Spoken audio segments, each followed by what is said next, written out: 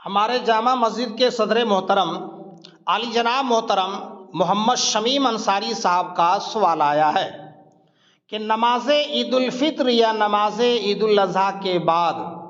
یا نماز جمعہ و دیگر نمازوں کے بعد مصافحہ معانقہ کرنا جائز ہے یا ناجائز؟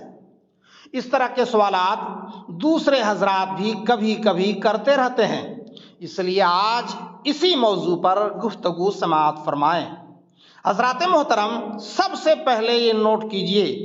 کہ کسی عمل کو ناجائز کہنے کے لیے ثبوت شرعی کی ضرورت ہے،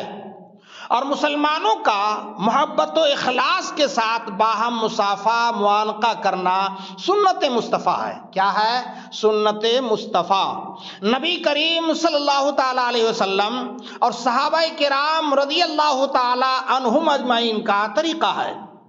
احادیث کریمہ میں اس کے دینی و دنیاوی دونوں فوائد ذکر کیے گئے ہیں، جیسا کہ ترمذی شریف اور مسند احمد وغیرہ میں ہے۔ قال رسول اللہ صلی اللہ تعالی علیہ وسلم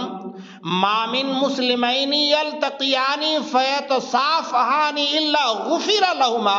قبل ان یفترقا۔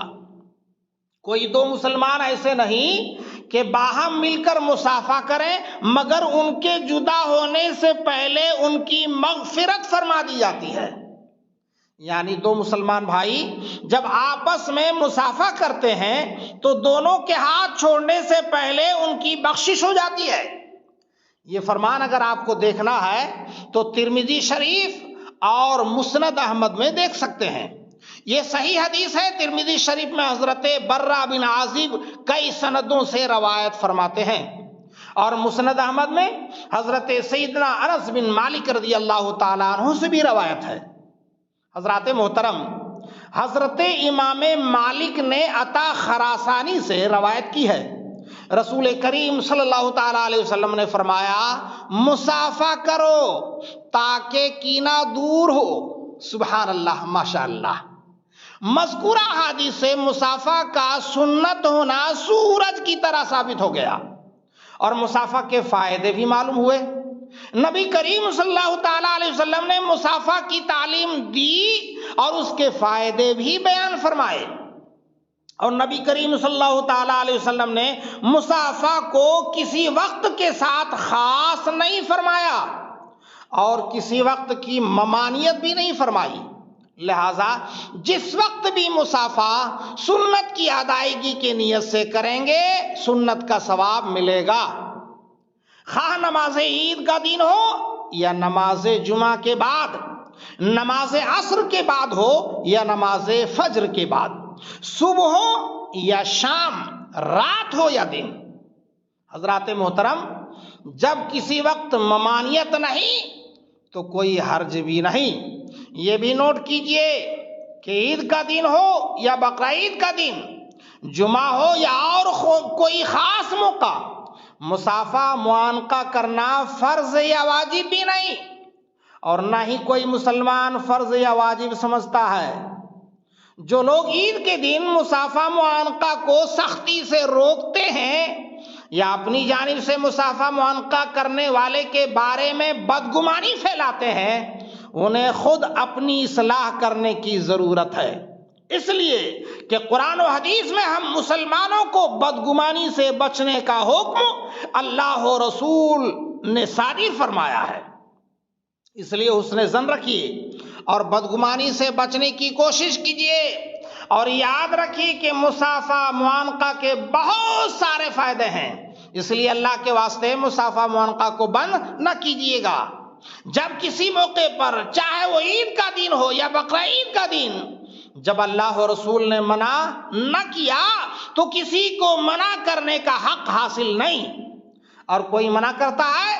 تو قرآن و حدیث میں حوالہ دکھاوے کہ فلاں جگہ فلاں وقت مصافحہ معانقہ کرنا نبی کریم صلی اللہ تعالی علیہ وسلم نے منع فرمایا ہے، ہم اپنی اصلاح کر لیں گے، مگر وہ کبھی حوالہ نہ دکھا سکیں گے۔ بہرحال مصافحہ و معانقہ ایک جائز و حلال عمل ہے۔ مصافحہ و معانقہ باعث اجر و ثواب اور جنت میں لے جانے والا کام ہے۔ مصافحہ و معانقہ سے احترام مسلم پیدا ہوتا ہے،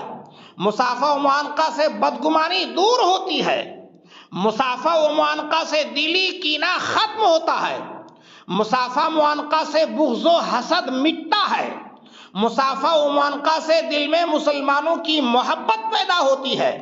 مصافحہ و معانقہ سے ناجائز دشمنی ختم ہوتی ہے،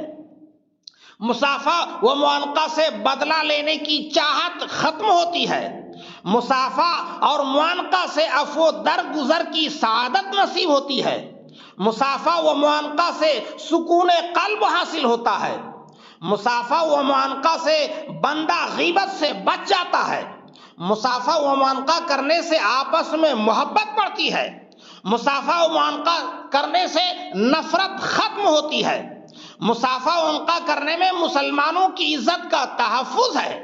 مصافحہ و معانقہ کا سب سے بڑا فائدہ یہ ہے کہ اس میں کوئی نقصان نہیں، اس لیے مصافحہ و معانقہ سے مسلمانوں کو نہ روکا جائے اور مسلمانوں میں بدگمانی نہ پھیلایا جائے